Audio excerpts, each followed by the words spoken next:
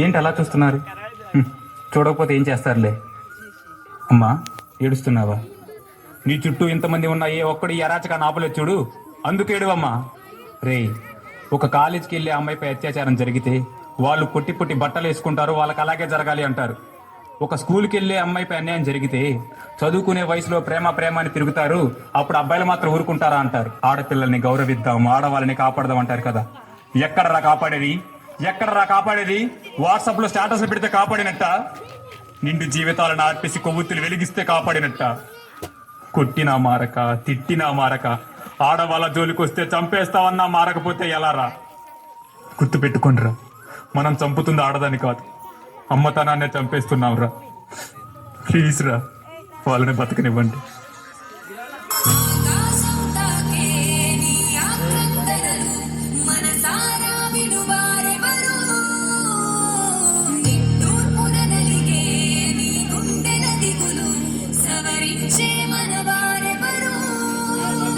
కళమారుతున్న జీవితం కలతలోకి జారనా, కలలు కన్న కనులకు నీటి చెమ్మ తగిలనా, వెలుతురైన ప్రతిదినం చూపుతోంద వేదన, అందమైన బతుకున అలజడి చెలరేగనా.